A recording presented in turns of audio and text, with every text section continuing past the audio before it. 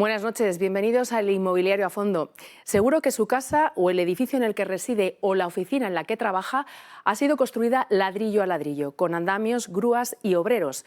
Pero esta foto tradicional de la construcción está empezando a cambiar. Los principales elementos de una vivienda ya se pueden montar en un taller o en una fábrica, al igual que las diferentes partes y piezas de un coche o un avión, y después se pueden ensamblar como si de un puzzle se tratara en su ubicación final.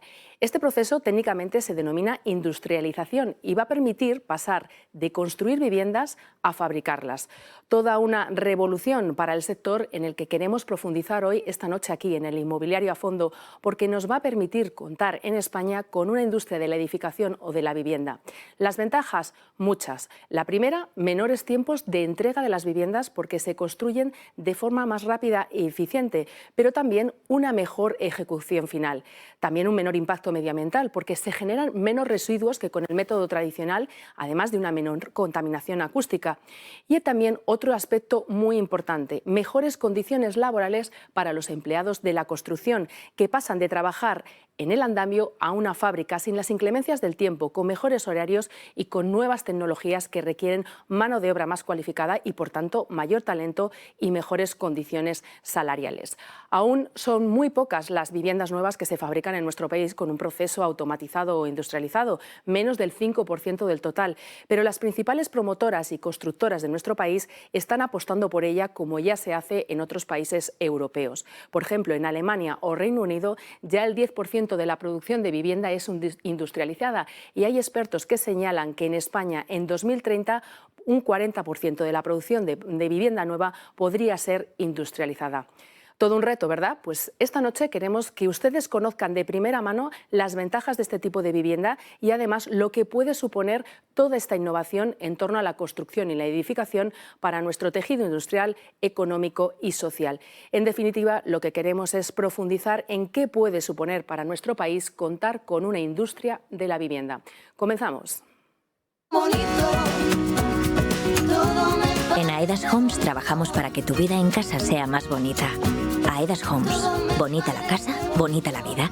Pues para hablar de industrialización, hoy me acompaña José María Quirós, delegado de industrialización de Aedas Homes, una promotora que es de quien más está divulgando en torno a la industrialización de vivienda y que, José María, buenas noches. Si no me equivoco, un 25% de las viviendas que queréis entregar en el próximo año, en 2023, serán industrializadas. Buenas noches, Beatriz.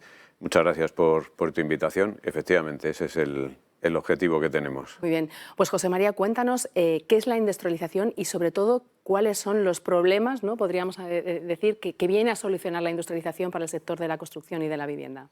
Lo de la industrialización en la construcción no es un capricho ni una moda, es porque se han planteado nuevos retos, nuevos problemas en nuestro sector y necesitamos recetas que son distintas de las que veníamos utilizando.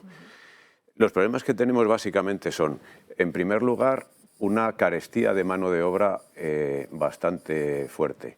Yo creo que para entender esto, en el 2007, en nuestro sector trabajaban 2.800.000 personas. A final del año pasado, del 2021, había 1.300.000. Es verdad que la producción tanto de vivienda como de obra pública ha bajado bastante, pero también la especialización y la cualificación de esa mano de obra. Y la realidad es que a día de hoy no tenemos los recursos necesarios para atender las necesidades de nuestro sector. Para amplificar todavía más el problema, de este 1.300.000, la edad media son 46 años, pero es que hay un 27% que tiene más de 55. Quiere decirse que en los próximos 10 años se va a jubilar una buena parte de ellos. Y no está entrando gente nueva en el sector. No resulta atractivo para las nuevas generaciones trabajar en un entorno como las obras tradicionales. Otro factor importante, necesitamos reducir los plazos de ejecución de las obras. De media, desde que nosotros compramos un suelo hasta que entregamos una promoción, vienen a pasar 3 años. 2 años para la ejecución de la obra. Si somos capaces de reducir esto, mejoraremos notablemente la rotación de nuestros activos y, por ende, la rentabilidad de nuestras inversiones. O sea, que este plazo, que sería 3 años, ¿no? Lo podemos apuntar aquí. ¿A cuánto lo podríamos reducir? Nosotros, las promociones que estamos haciendo, hemos conseguido reducir esto en un 30%, en los casos de edificación industrializada. Estoy seguro que lo vamos a mejorar y la pretensión es llegar a reducir los plazos en un 50%. Otro problema que tenemos, y es un concepto relativamente nuevo, es la sostenibilidad. Este es un factor que yo creo que seguramente en el 2007, si nos preguntan a alguno de los que estábamos en el sector por él, no sabríamos qué contestar. La construcción tradicional es escasamente sostenible.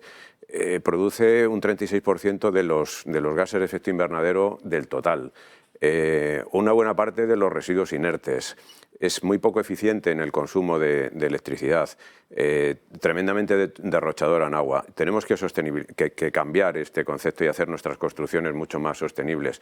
Es algo que cada vez nos van a demandar más. Primero es una cosa ética que tenemos que mejorar por el bien de nuestro planeta. Nuestros clientes lo van a demandar cada vez más y la administración, y hace muy bien, cada vez lo exigirá más.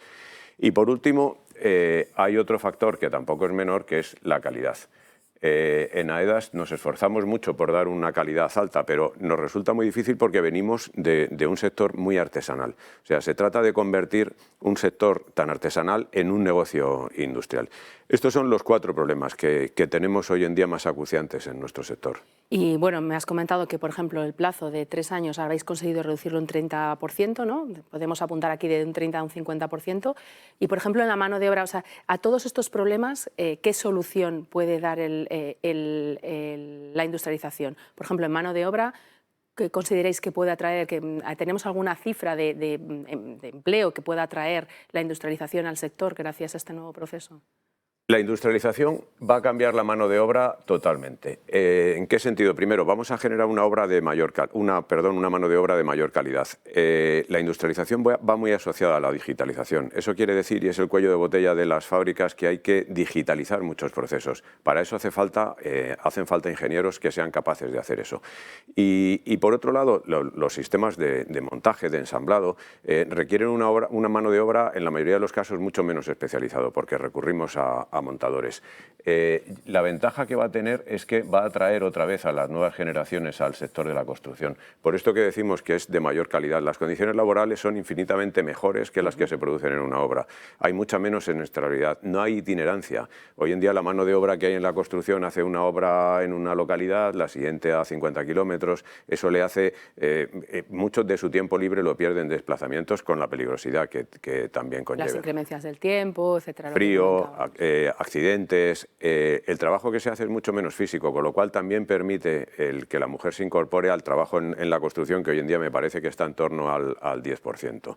De todo esto hablaremos porque creo que es un aspecto muy importante, pero hemos hablado también del resto de problemas. Plazos sí que se puede reducir entre un 30 y un 50%. En tema de sostenibilidad y calidad, ¿qué es lo que puede aportar la industrialización? La calidad, yo creo que todos los procesos, todos los órdenes de construcción que hay distintos a la edificación, es decir, el naval, la automoción, han conseguido mejorar mucho la calidad por aplicar procesos industriales. Nosotros lo estamos consiguiendo también en nuestras primeras promociones que hemos hecho. La calidad es un problema de imagen para las promotoras, para las constructoras también, pero además lleva aparejados unos costes importantes. Todos los costes de los reprocesos, de los llamados repasos de obra, y creo que eso lo evitamos.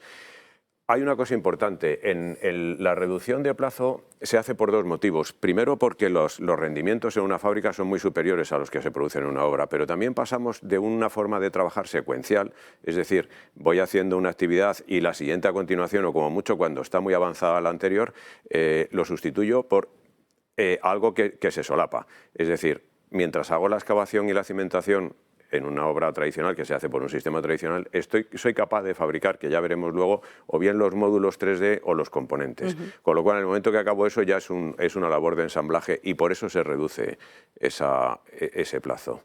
Un aspecto muy interesante que habéis hecho en AEDAS dentro de ese proceso de divulgación, ¿no?, de lo que es la industrialización, es el mapa de la industrialización. Y aquí habláis de 2 sistemas, ¿no?, porque la industrialización es muy amplia, pero hay 2 sistemas que creo que son muy interesantes explicar a las personas que nos están viendo, y es el sistema 2D y el sistema 3D.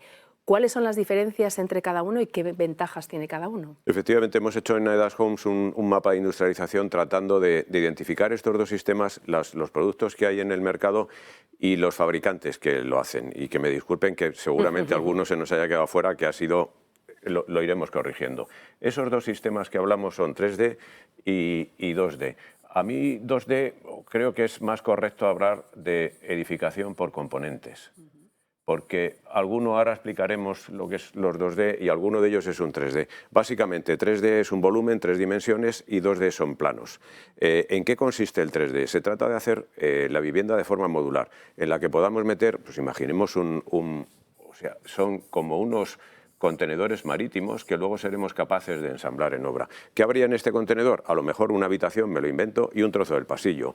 A su lado coloco otro contenedor que vuelve a tener otra habitación y otro trozo del pasillo. O sea, cada espacio de la vivienda es un módulo. Efectivamente, tratamos de que sean habitaciones completas. Y ese módulo llega directamente a la obra y se ensambla allí. Correcto, totalmente terminado, y lo que hay que hacer es tratar las juntas de la fachada y tratar las juntas que se producen en los solados. Este es un ejercicio importante, el colocar las juntas donde más fácil sea luego repararlo. Esta tecnología la estamos utilizando nosotros en viviendas unifamiliares. Ya llevamos 6 promociones entregadas, más de 100 viviendas, tenemos otras tantas en proyecto, en ejecución. Se puede hacer con estructura de hormigón, con estructura metálica, y también en Europa se está utilizando esto para la edificación en altura, en plurifamiliar. Nosotros tenemos un proyecto en estudio y es básicamente seguir acoplando módulos encima. Simplemente lleva unos uniones especiales que garantizan la unión entre estos módulos para dar estabilidad al edificio y absorber los esfuerzos horizontales. ¿Y el 2D qué diferencia es? Este es muy interesante, este procedimiento, cuando lo que buscamos es la reducción de plazos, sobre todo, y en plazas complejas, como es el caso de las Islas Baleares. La incidencia, la aportación aquí de la mano de obra es muy pequeña. 2D componentes. ¿En qué consiste esto? En hacer un símil como la industria del automóvil. Es ir trayendo componentes terminados y ensamblarlos en obra. Partimos, como siempre, de una cimentación y una excavación que hay que hacerlas de manera tradicional, y a partir de ahí ya empezamos a colocar, por ejemplo, los muros de contención industrializados, prefabricados de hormigón. A partir de ahí, ¿qué hacemos? Las estructuras las hacemos industrializadas. De madera, de hormigón, de acero, que son los 2D que llamamos, que empezamos a acoplarlos. Seguimos, fachadas, lo mismo. Estas fachadas se pueden hacer de acero, con panel con bastidor de acero, con bastidor de madera, las prefabricadas de hormigón, que muchas veces se han utilizado, y las llevamos totalmente terminadas. Llevan su revestimiento exterior, las carpinterías puestas, los vidrios puestos, nos permite no utilizar andamios y, por supuesto, una velocidad importante. Es completamente diferente a como estamos acostumbrados. Cuando llevas 3 plantas de estructura, estás montando fachadas, y eso te permite empezar a meter más componentes. Baños, por ejemplo, industrializados. Estos se están utilizando bastante en la construcción, en la construcción industrializada, con bastante éxito. Nosotros estamos utilizándolo ya en buena parte de ellos. Digamos que estos son los componentes que hoy en día están más desarrollados en el mercado y que tienen hay diversos fabricantes con muy buenas soluciones, pero hay otros muchos en desarrollo. Entre esos, cocinas, por ejemplo. O sea, estamos desarrollando esto porque no tiene sentido, parece, colocar el baño y no hacerlo con la cocina. Estamos estandarizando los núcleos de escalera para que nos permita poder prefabricarlos y llevarlos montados.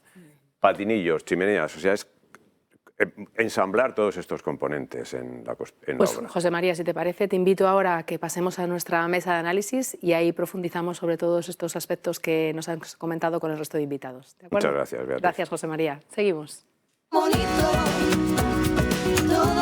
En Aedas Homes trabajamos para que tu vida en casa sea más bonita. Aedas Homes. Bonita la casa, bonita la vida.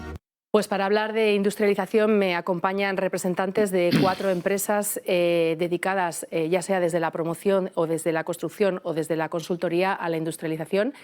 Vuelvo a saludar a José María Quirós. Buenas noches, José María, delegado de industrialización de Aedas Homes. A mi izquierda está Sandra Llorente, directora general de Lignum Tech y Rehabiterm, que son 2 compañías que pertenecen a la corporación Viagora. Buenas noches, Sandra. Buenas noches, Beatriz. A mi derecha está Juan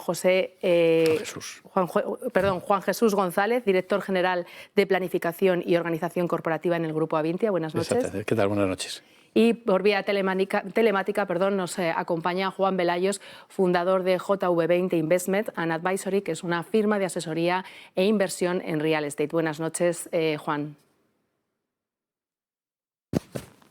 ¿Me parece que no escuchamos a Juan? Hola. Ahora sí. Juan, buenas noches. Buenas noches. Bueno, pues acabamos de ver en la pizarra, José María nos ha puesto, ha explicado de forma muy sencilla y muy esquemática esos principales problemas que viene a solucionar la industrialización, pero me gustaría un poquito profundizar con vosotros en cada uno de ellos, ¿no?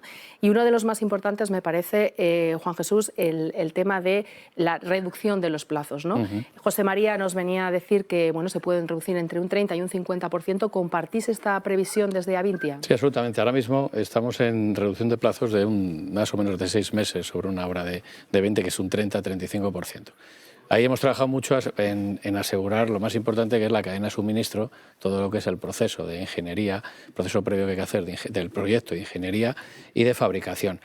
Y sí que esperamos que, como es un proceso de mejora continua, estemos en los porcentajes que él decía, es decir, en llegar a en torno a los 40 y 50%. Entendiendo el 40-50% de plazo desde el momento que empiezas el acta de planteo, porque previamente hay un trabajo, que es el que comentaba de ingeniería, y un trabajo previo que hay que realizar. También otro tema importante es la reducción de costes. Aquí, José María, bueno, en el corto plazo no va a haber reducción de costes, ¿no? Porque esto significa una mayor inversión, etcétera, pero a medio y largo plazo sí. ¿Nos podrías explicar por qué?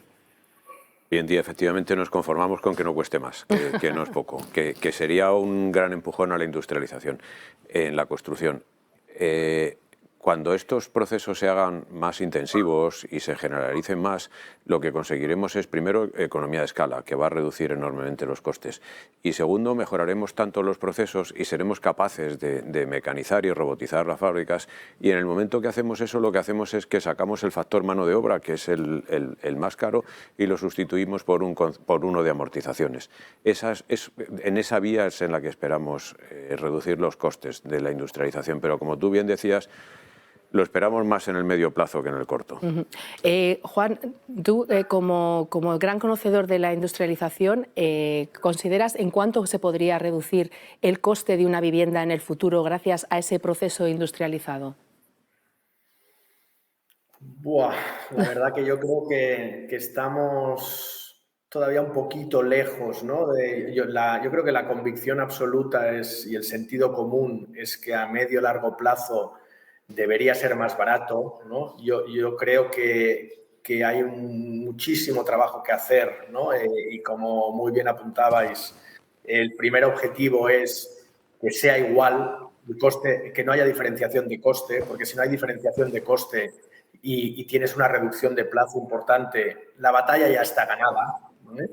Pero es verdad que yo creo que uno de los grandísimos retos de la industrialización es la estandarización, ¿vale? Yo creo que la reducción de coste tendrá muchísimo que ver, por suerte o por desgracia, con la estandarización, y la estandarización traerá la reducción de coste. ¿Cuánto será? Yo creo que el número que diga no es riguroso, ni serio. Yo creo que debería ser más barato, pero hoy no tenemos la capacidad de decir cuánto será más barato. De acuerdo. Sandra, en el tema de sostenibilidad... Quería apuntar antes de esto, para poder daros un poco la alegría. Nosotros en Habitat, realmente hace 2 años, éramos más caros, hicimos obras donde fue deficitaria, pero ahora mismo tenemos el equilibrio de coste con el tradicional. Hoy, no esperamos. Si esperamos, en breve ser más económicos. Ahora damos el mismo, y de hecho encajamos las construcciones con el mismo coste, con mayor calidad, que ahora lo veremos en las sesiones que vamos a decir, y yo creo que se puede acortar bastante con todo lo que habéis dicho. Sí que hemos hecho una labor de estandarización brutal, el tema de la robotización de las fábricas, y ahora mismo estamos en el punto de equilibrio, ¿eh? O sea, estamos ahí. Bueno, es una noticia positiva. Por eso digo, para subir la moral. Estas viviendas, coincidiréis conmigo, que también son más sostenibles, ¿no? O serán más sostenibles, Sandra. Aquí, en este sentido, además de lo que comentaba en mi intervención, ¿no? Esa reducción acústica, porque evidentemente si ya viene gran parte de la vivienda preparada y nada más hay que ensamblarla, pero además tú me comentabas que hay otros aspectos, ¿no? También esas viviendas van a ser de más calidad, van a ser más sostenibles. ¿Cómo van a ser esas viviendas del futuro, esas viviendas industrializadas desde el punto de vista de sostenibilidad? Yo creo que tenemos que hablar de la sostenibilidad desde el triple balance. O sea, una sostenibilidad es una sostenibilidad económica, es una sostenibilidad social y también medioambiental, ¿no? Entonces tenemos que tener en cuenta los 3 factores. Es verdad que ahora mismo la normativa, tanto española como la que viene de Europa, nos está exigiendo viviendas más sostenibles medioambientalmente hablando, ¿no? Entonces, estamos empezando a utilizar materiales que son mucho más sostenibles en la propia concepción del material, es decir, el carbono que está embebido dentro de esos materiales que utilizamos para construir, porque hasta ahora nos hemos preocupado sobre todo de reducir el carbono operacional, ¿no? Que es durante la vida útil del edificio, sobre todo en obra nueva, pero en rehabilitación todavía tenemos que hacer ese trabajo. Pero no nos hemos preocupado tanto de que esos materiales que estamos implementando dentro de esas edificaciones, que nos van a ayudar a reducir el carbono operacional, también tengan un carbono embebido más bajo. Entonces, nuevos materiales, como pueden ser, por ejemplo, la madera, o materiales que tienen de segunda y tercera generación, que en su proceso de fabricación bajan la huella de carbono, se están empezando a utilizar. Y además se utilizan de forma más eficiente, porque la reducción de, como has dicho, no solo de ruidos en el medio ambiente, sino durante la fabricación, la hora de residuos, la productividad que hace que optimices y tengas menos desperdicios, y los desperdicios que tengas los puedes utilizar bien, desde luego van a hacer que durante todo el proceso de industrialización, desde la concepción del proyecto hasta la entrega final de la edificación, sea más sostenible medioambientalmente. Pero al final esta es una de las principales ventajas, ¿no? Que al final se es más productivo, más eficiente a la hora de fabricar, de construir esa vivienda, ¿no? Sí, exactamente. La productividad es la gran ventaja que tiene la industrialización, absolutamente. Y es porque al final vamos a ver que vamos a decir muchas cosas, muchas veces. El tema que habla antes Juan de la estandarización. O sea, eso es absolutamente fundamental, sin perder la parte de diseño. O sea, tú puedes estandarizar, pero no ser un edificio feo, un edificio absolutamente soviético, ¿no? De la era soviética, sino realmente es una vivienda de calidad, puede ser de tener buena imagen, y sobre todo es estandarizar el proceso, estandarizar el producto, que es donde más estamos trabajando, la estandarización del producto, las fábricas, y luego la estandarización de lo que es la construcción, ¿no? Y ahí es donde vas a ver las mejoras de productividad absoluta, y por eso hablábamos de la reducción de costes y plazos. Viene realmente de ahí. Y una cosa muy importante es que cuando hablamos de reducción de costes y de aumento de productividad, no es que tengamos menos puestos de trabajo, sino que van a ser trabajos de calidad, ¿no? Es decir, frente a lo mejor nosotros en Lignumtech montamos una fachada de una obra de 100 viviendas con 4 operarios, cuando antes para hacer una fachada cara a vista a lo mejor necesitabas 12, 15, ¿no? Y además el plazo también disminuye, pero sin embargo en fábrica tenemos operarios que tienen mayor calidad y tenemos mecánicos, tenemos electromecánicos, tenemos personal, programadores, ¿no? Y son trabajos de mayor calidad que sacan mucha más productividad adelante. Ahora hablaremos del empleo porque me parece uno de los aspectos más importantes, pero José María, yo creo que también es importante explicar que a través de la industrialización, porque lo comentábamos ahora, no tiene por qué ser un acabado feo, todo lo contrario. De hecho, se están construyendo viviendas, también hospitales e incluso vivienda de lujo, ¿no? Es que el estandarizar no significa, como tú bien decías, recurrir a una arquitectura soviética. Además, hay piezas. Por ejemplo, nosotros estamos haciendo un ejercicio en AEDAS importante de estandarización de los núcleos de comunicación. Eso es el primer paso que nos permite industrializarlo. Pero es que hemos visto que las escaleras que podemos hacer son muchísimo más bonitas que las que estábamos haciendo antes, mucho más limpias, más las fachadas. Pues se puede estandarizar los huecos de las ventanas con 10, 12 tipos. Eso es muy típico en la construcción 3D modular. Nosotros tenemos algún proyecto que con 11 módulos, 4 de ellos que además son simétricos, somos capaces de tener una distribución perfecta de una vivienda. O sea, de las estructuras. Pues muchas veces los arquitectos que son muy permeables a esto de la industrialización no diseñaban las estructuras para poder industrializarse, sencillamente porque no sabían que era una ventaja el poner los pilares alineados, las divisiones medianeras de las viviendas alineadas, todo este tipo de cosas. Y Juan, pese a todas estas ventajas, es verdad que, comentabas tú el tema de la estandarización, pero pese a todas estas ventajas, en España, a nivel de industrialización, estamos todavía en un momento incipiente, ¿no? Podríamos decir, ¿nos puedes explicar un poquito dónde estamos, sobre todo en esa comparativa con el resto de Europa, con otros países que sí que están un poco más avanzados, y qué es lo que necesitamos para igualarnos a ellos? Bueno, yo creo que estamos en un estadio muy incipiente, ¿no? En todos los sentidos, y lo habéis mencionado, pero yo creo que es verdad que en otros países europeos o en otros países ya no europeos, ¿no? O sea, está todo el ámbito del unifamiliar, ¿no? Versus la construcción en altura, ¿no? Que obviamente cuando estamos hablando del reto que tiene España, ¿no? Con las características de su suelo, ¿no? es que tenemos que afrontar la industrialización desde la vivienda en altura, ¿no? Y eso ya es una primera diferenciación con lo que ha podido pasar en otros lugares. Y yo creo que estamos, vamos, en términos porcentuales, es todavía, te diría, ridículo, ¿no? El porcentaje de vivienda industrializada. No tan ridículo cuando estás empezando a ver promociones que incorporan algún ámbito de la industrialización, ¿vale? Pero lo que estamos pensando nosotros que es verdadera industrialización, yo creo que esto está todavía muy incipiente, ¿no? Va a ser una combinación del éxito de las compañías que tienes hoy aquí, ¿no? Que clarísimamente son pioneras, ¿no? Y tienen la convicción de que el camino a seguir es la industrialización. O sea, el éxito de cualquiera de estas compañías van a fijar el camino a seguir. Pero lo que sí que tengo clarísimo, es que el porcentual de industrialización año a año va a crecer a doble dígito como mínimo, como mínimo. Y que no hay vuelta atrás. Por lo tanto, no sé si van a ser entre 5 y 10 años el porcentaje de viviendas no industrializadas, sin duda alguna, va a ser residual, porque no vas a poder competir sin industrialización a la inversa de lo que estamos viendo hoy, ¿no? Por lo tanto, porcentajes, pues no sé si estamos entre el 5 o 7, pero posiblemente inclusive algo menos, pero doble dígito anual, sin duda. ¿Qué necesitamos para que precisamente... un dato, si os parece. Un momentito, que hago la pregunta. ¿Qué es lo que necesitamos precisamente para que esa industrialización sea una realidad? Porque Juan comentaba la iniciativa privada, pero yo entiendo, ¿no? También, Sandra, desde el punto de vista de la administración pública también se puede hacer mucho, ¿no? Efectivamente, hablábamos que la inversión que hay que hacer para robotizar una fábrica es muy elevada y al final yo creo que... bueno, pues todos los impulsos y los estímulos que tiene que partir de la iniciativa pública tiene que ayudar a mover el sector, ¿no? Hablamos, por ejemplo, ayudas como incentivos regionales para montar fábricas. La construcción está exenta, o sea, somos un sector maldito y ahora que queremos industrializar y ser más sostenibles, en todas las convocatorias estamos exentas, ¿no? Comentábamos antes el PERTE de economía circular, donde bueno, prácticamente no tenemos nada que hacer como muchas otras ayudas.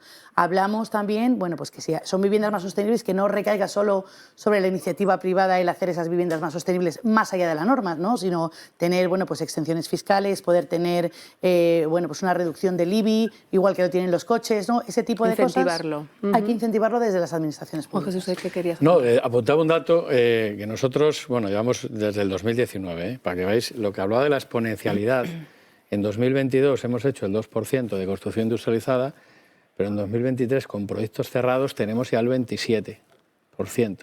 Y en 2024 tenemos el 40% de construcción industrializada, que es aproximadamente unos 230 millones de facturación y unas 2.000 viviendas.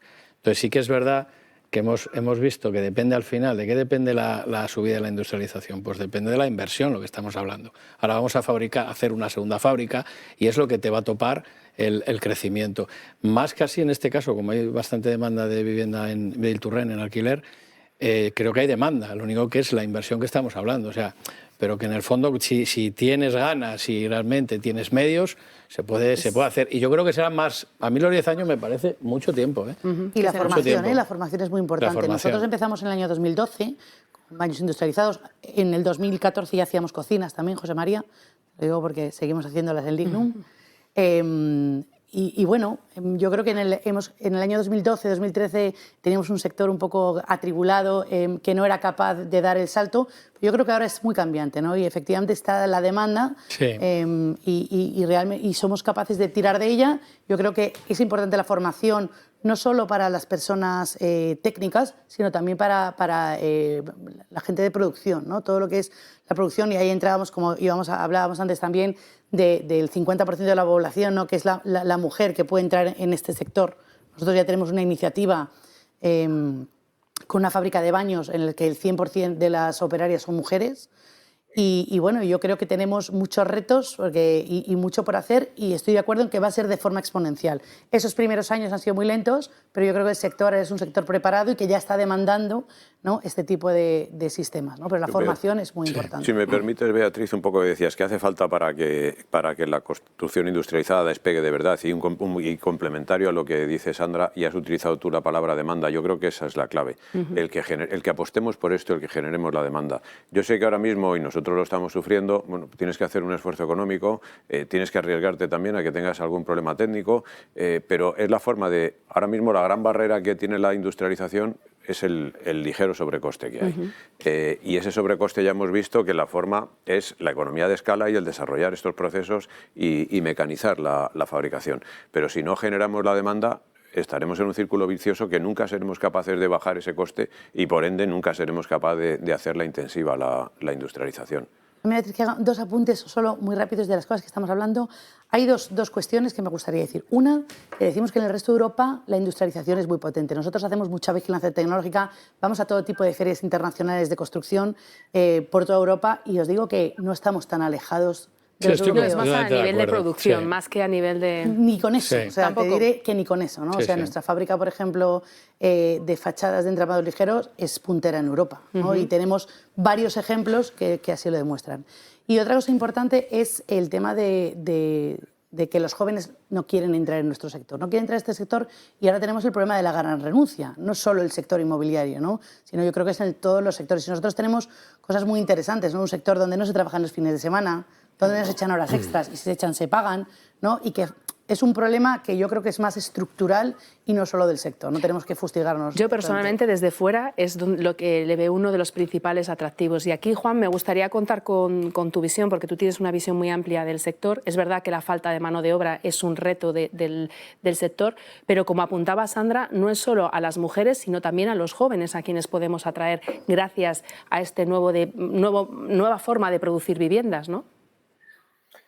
Absolutamente, absolutamente. O sea, yo creo que el sector nuestro, y posiblemente yo lo enfatizaría muchísimo, el éxito de la industrialización parte del diseño, parte de la conceptualización y del diseño, y eso tiene un componente de tecnología importantísimo, importantísimo. Y eso atrae a la juventud, ¿vale? Por lo tanto, desde la conceptualización de la vivienda en un entorno muchísimo más tecnológico, ¿no?, hasta la ejecución del mismo pues con un perfil de mano de obra totalmente distinto, creo que podemos, y la utilización de materiales sostenibles. O sea, yo creo que todos los temas que hoy atraen a un chaval, ¿no?, que son la tecnología, la sostenibilidad, el ámbito colaborativo. Este sector ha sido incapaz de trabajar en colaborativo. Creo la robotización, el entorno fabril. O sea, yo creo que hay infinitos factores que ponen en este sector con unos parámetros de atractivo que nunca habían estado sobre la mesa, ¿no? Y eso lo hemos de aprovechar, y hemos de ser conscientes de que si queremos atraer talento, le tendremos que ilusionar con las características del reto que están afrontando este sector, ¿no? Y aparte de todo lo que es la mujer, la gente joven, el talento, aspectos básicos, pero yo creo que hemos de ser un sector atractivo per se, porque el reto que planteamos a cualquier joven es superior al que puede encontrar en otros sectores, o como mínimo igual. Y no solo el talento joven, ¿no?, sino también el talento senior, porque evidentemente al tener esos horarios que comentaba Sandra, mejores condiciones, no tener que estar en el andamio, con el calor, con el frío, también a ese talento senior, de gente que lleva en el sector toda la vida, pero que ahora le ofrecemos, oye, pues continuar su vida laboral en mejores condiciones. Absolutamente. Además, en una fábrica tienes descripción de cada puesto de trabajo y puedes implementar, como nosotros hemos hecho en Corporación Viagora, en algunos oficios de obra con un estudio, y en fábrica exoesqueletos que ayuden a esa fuerza física a no tener que ser tan importante, efectivamente, para que ese talento senior pueda alargar su vida profesional o llegar al final de su vida profesional con mejores condiciones físicas. Y todo esto, ¿cómo lo dais a conocer? O sea, el cliente final, ese joven que quiere trabajar en el sector o que no conoce este nuevo proceso de industrialización, por ejemplo, José María, a la hora desde el punto de vista de vender esa vivienda que es industrializada, ¿cómo lo hacéis para que el cliente lo valore y precisamente aumente esa demanda como estabais comentando, ¿no? Para que ese proceso pueda ser cada vez más una realidad. A ver, hemos pasado la primera barrera y es que no lo minusvaloren, que no ha sido poco, ¿no? Antes, sobre todo el comprador de vivienda de mayor edad, cuando hablabas de viviendas industrializadas, él estaba pensando en lo que entendían por las viviendas prefabricadas de mala calidad, de viviendas de realojo y de cosas de estas, ¿no? Hemos hecho una campaña de evangelización muy potente para quitarnos ese desprestigio de la industrialización, ¿no? Hoy en día el comprador joven cada vez está... yo siempre digo, veo la diferencia que hay entre las prestaciones que tiene un vehículo y las prestaciones que tiene una vivienda. Son muy escasas, ¿no? La de los vehículos casi ni lo notamos, ¿no? Ni las conocemos, las que hay. El comprador nuevo cada vez vemos que es más sensible a tener más prestaciones en su vivienda, que sus viviendas sean más eficientes energéticamente, sobre todo ahora con los costes energéticos que tenemos, ¿no? A que sean mucho más sostenibles. Es verdad que estos conceptos, sobre todo la sostenibilidad, todavía no está siendo un driver de venta agresivo, pero sí ya la eficiencia energética y cada vez el comprador de vivienda va demandando más este producto industrializado. Y desde el punto de vista, Juan Jesús, de captar a ese talento joven, senior, a esas mujeres, ¿cómo lo hacéis desde grandes constructoras como Avintia? Bueno, básicamente un poco es, pues, se puede explicar en el plan de negocio que tienes, en ferias, en universidades y demás. Es un poco lo que se hace. Lo que pasa es que como eres reconocido en el sector, pues es bastante sencillo, ¿no? El hacer esa explicación. Yo creo que aquí, para mí, la parte más importante, porque el senior, creo que hay mucho senior en la construcción, la parte joven puede aportar una parte fundamental, que es sobre todo la parte digital, ¿eh? Nosotros nos estamos encontrando con un poco sobre todo a nivel de puestos de ejecución alta, ¿no? De dirección, con un poco de complicación en lo que es pues, los modelos BIM, todo lo que estamos trabajando, y sin embargo la parte joven pues lo coge enseguida, ¿no? Entonces para mí la parte digital es la zona de mejor atracción. Estamos haciendo pues la parte de un summit que hemos hecho y demás, trabajando mucho con las universidades y trabajando mucho con los colegios de arquitectos. Y sí que es cierto que yo, por ejemplo, doy una charla de una hora, ¿no? En un colegio de arquitectos, Colegio de Arquitectos de Madrid, y sí que es cierto que hay mucha demanda. Yo lo que veo es mucho interés de la gente joven en trabajar aquí. Eso es algo diferencial, ¿vale? Dentro de la compañía también nos ha supuesto algo disruptivo. Al principio no se creía, la gente que estaba, que parecía que estamos todos locos allí, pero al final... pues digamos que te das cuenta que la gente que entra en el sector, en la parte de la línea industrializada, pues obviamente está más a la vanguardia que el resto, ¿no? Entonces yo creo que tiene una venta sencilla, una venta fácil, ¿eh? Eso es un poco lo que veo, sobre todo a nivel que a mí lo que más me preocupa es el tema de la juventud, que es terrible. Como estamos ahora. Y Juan, desde el punto de vista de la digitalización, ¿cómo explicarías a una persona pues que no conoce todo este proceso cuáles han sido los principales avances en este sentido desde el punto de vista de la digitalización del sector? Yo, redundando en este concepto y voy a decir algo que no sé si posiblemente no vaya a ser así, pero lo creo de verdad, es un sector en el que inevitablemente la gente joven va a tener que llegar a puestos de muchísima responsabilidad muy rápido, ¿eh? Porque si no, los que llevamos demasiado tiempo no somos nativos digitales y hemos conocido un sector pues que no ha convivido con la industrialización, yo creo que podemos ser visionarios, podemos ser pioneros, podemos empujar y liderar, pero el conocimiento real de lo que implica tecnológicamente necesita ser nativo digital, necesita ser nativo, ¿eh? Y yo creo que eso, los que tenemos ya algún año, lamentablemente lo hemos de entender. Podemos liderar con la convicción, pero necesitamos chavales jóvenes con esa capacidad y esa preparación que al menos yo no tengo. Y creo que eso es un grandísimo reto de los que hoy nos toca liderar, ¿eh? Porque si pretendemos liderar con nuestro conocimiento tecnológico, esto es un fracaso garantizado. Bueno, pero creo que es un mensaje muy positivo, ¿no? A los jóvenes que nos estén escuchando, de decir, oye, aquí hay empleo de calidad, se buscan determinados perfiles. Yo entiendo, Sandra, que aquí la formación es clave. Que a ese nivel no hay problemas. Nosotros ponemos ofertas de empleo y a un nivel oficina tenemos muchísima oferta. Te digo una cosa, nosotros tenemos juniors y tenemos seniors que tienen un conocimiento que ayuda mucho a esos juniors a poder, bueno, pues ser un poco más estratégicos, no solo el tema digital, sino les da esa estrategia, ¿no? Yo creo que en el tema oficina lo tenemos resuelto y sí que tenemos atractivo, ¿no? El problema está en la operación, ¿no? En los que llegan realmente y tienen que estar no solo en el entorno constructivo de una obra, sino en una fábrica, ¿no? Necesitamos, por ejemplo, fomentar el FP dual, ¿no? Donde seamos capaces de dar esa formación y a la vez darles trabajo, una cosa que se da muchísimo en Alemania y que además eso fija mucha población en el territorio, ¿no? Porque son capaces de tener trabajo no solo en la ciudad, ¿no? Donde pueden estar esos núcleos de oficinas, donde tenemos esa digitalización más allá del teletrabajo, ¿no? Sino realmente toda la parte operacional a través de formación dual en FP, ¿no? Y esa formación ahora mismo no existe. La hay, pero yo creo que hay que darle una vuelta porque hay alguna que está obsoleta y luego las empresas que nos dedicamos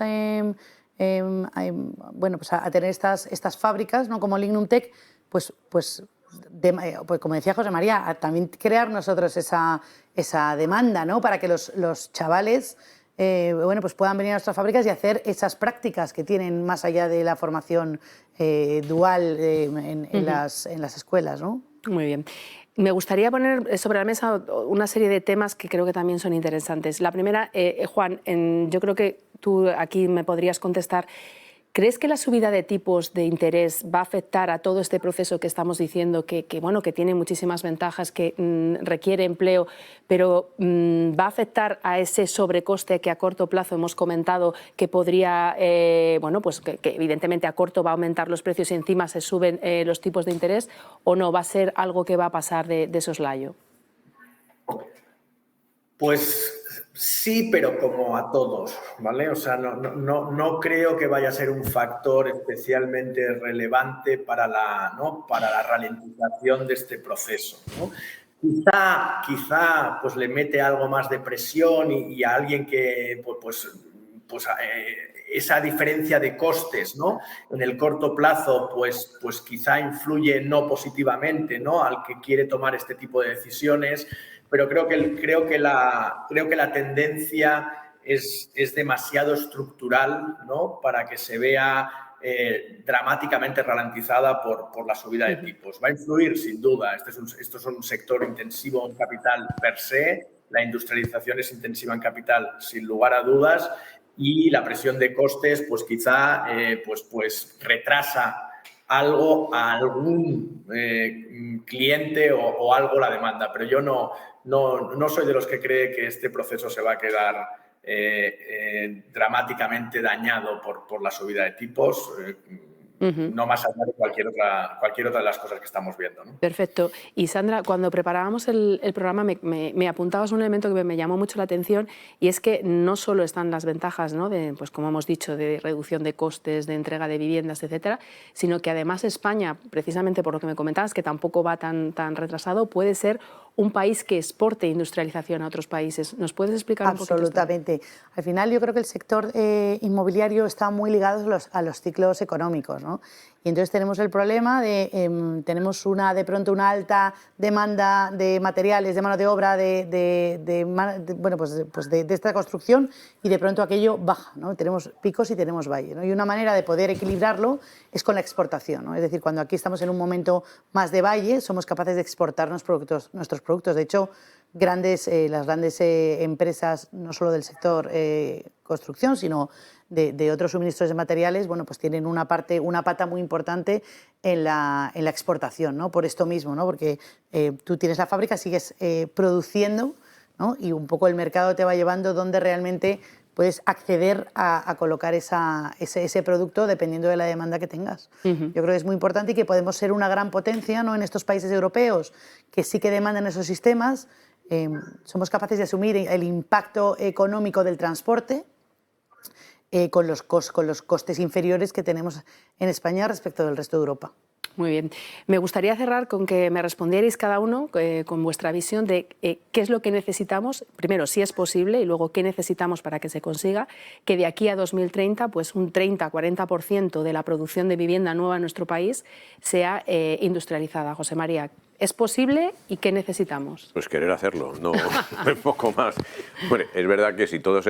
Ahora no tenemos capacidad en este país para que un 40% de la construcción tradicional pase industrializada. Pero es que eso va en función a la demanda. A mí es que me parece que la clave de esto es la demanda y acaba con todos los problemas. Es verdad que en montar una fábrica de estas, como vosotros os ha pasado, te pueden ir 2 años, ¿no? O sea, que no es algo inmediato, pero que yo creo que lo que hay que hacer es apostar por ello. Ya hemos visto que ya no es las ventajas que tiene, es que no nos queda más remedio, es que no tenemos recursos, no tenemos mano de obra para poder hacer las obras. No podemos seguir construyendo de la manera que lo hacíamos, con una contaminación bestial. Entonces, yo creo que simplemente lo que tenemos que hacer es apostar por ello, creérnoslo, empujarlo, y en el momento que generemos esa demanda, tendremos capacidad instalada seguro en el país para poder atender esas demandas de componentes industrializados. Juan, ¿coincides en 2030 o 2035? No lo sé, pero de aquí a 8 o 10 años es posible que el 30-40% de nuestra producción sea industrializada, sí o no, y qué es lo que hace falta para conseguirlo. Que bueno, tú me has respondido antes el tema de la estandarización. Sí, yo creo que no sé cuál es el año, pero creo que rotundamente sí, ¿vale? O sea, yo creo que ya estamos ya en el camino correcto y creo que no hay vuelta atrás, ¿vale? La clave para mí sería no meter la pata, o no meter la pata dramáticamente. Es decir, que todos estos inicios de la industrialización se vayan retroalimentando en positivo, sabiendo que tendremos 1000 quebraderos de cabezas, 1000 prueba-error, 1000 avances, pero no meter demasiado la pata, ¿no? Creo que posiblemente hace que esto ya no sea un viaje sin retorno. Yo creo que la industrialización es imprescindible y con mucha digitalización, que creo que es la clave de la industrialización, y con un sector que sea capaz de entrar de lleno en algo que no ha sido su hábitat natural, que es convivir con la industrialización. O sea, es decir, no somos un sector nativo en la industrialización, pero creo que vamos por el camino correcto y sin duda alguna tendremos el 40, el 50 y bastante más. Lo que no te digo es el año, pero seguro que sí. Juan Jesús, ¿qué tenemos que hacer para no meter la pata, como dice Juan? Pues no meterla. Eso, fíjate, que es lo que has dicho, es lo más importante, ¿eh? Asegurar, yo te digo, con los proyectos que hacemos nosotros, vamos a hacerlo, ya da igual si ganamos más, si ganamos menos, pero vamos a hacerlo bien, ¿no? Que eso es fundamental. Yo, fíjate, ¿cómo veo esto? Pues nosotros nos hemos tendido mucho al producto de alquiler, ¿vale? ¿Por qué? Porque el producto de alquiler no hemos hablado, pero tiene muchas ventajas, en la parte de operación, sobre todo, ¿vale? Tiene mucho ahorro de costes, ahorro energético. Entonces, ¿yo qué veo? Pues una puerta durante estos 5 años del alquiler, hacerlo fantásticamente bien, no meter la pata, como dices, abaratar los costes y los plazos para dar el gran salto en la vivienda libre, o sea, la vivienda de promoción. Para mí ese es el tema fundamental. Si conseguimos eso, por supuesto, pero si la vivienda de promoción, la vivienda libre, nunca jamás se conseguirán esos porcentajes. Entonces, para mí estos años, como decía, es que me ha hecho gracia lo de no meter la pata porque es la obsesión, ¿no? Vamos a hacerlo bien, vamos a trabajar. Una cosa fundamental que yo he visto en nuestros proyectos es que hay una colaboración absoluta desde inicio hasta fin, cosa que en la construcción nunca ha habido. La construcción, cada uno hacía su papel. Aquí es total trazabilidad de todo lo que hacemos. Y vamos a conseguir hacer un producto que yo creo que sí estamos en ello, de calidad. Y en ese momento irá solo. Irá al 40, 50, 60% solo, porque al final será mejor un edificio industrializado que uno in situ, como pasa en el mundo del automóvil, exactamente igual. Sandra, tú eres optimista 100%, ¿no? Yo soy muy optimista. Y además fabricáis vivienda libre, o sea que... Nosotros fabricamos efectivamente para vivienda libre y luego tenemos no solo para nuestras promociones de Viagora, sino para terceros. También fabricamos y ensamblamos sistemas, ¿no? Para mí es muy importante, yo diría 4 cosas. Lo primero es la innovación. Tenemos que invertir en innovar y en pensar, ¿no? Desde otro punto de vista, salir de la caja. Creo que, como ha dicho Juan, la estandarización es muy importante. Nosotros en Corporación Viagora, desde hace más de 2 años, todos los huecos de fachadas son estándar. Tenemos unas dimensiones determinadas, varias tipologías, y sí que lo hacemos así, como se hacen las cocinas, los armarios, ¿no? La estandarización sería la segunda. La tercera, yo hablaría de la formación, súper importante, tanto a nivel técnico como a nivel operacional. Y por último, pues los estímulos de las administraciones públicas. Muy bien, pues os doy las gracias a los cuatro porque creo que bueno, el programa podría ser muchísimo más largo y os emplazo a un segundo programa para seguir profundizando sobre muchos de estos aspectos. No hemos hablado de materiales, no hemos hablado del alquiler, pero bueno, yo creo que era importante dejar este mensaje de aquí hay una oportunidad en el sector para crear empleo, para generar actividad y para generar mejores viviendas más eficientes de forma más rápida y en el tiempo pues más baratas. José María, Juan Jesús y Sandra y Juan, muchísimas gracias a los cuatro y a ustedes muchas gracias también por estar ahí y seguirnos y les emplazamos a la siguiente edición del Inmobiliario a Fondo. Muchas gracias, un saludo.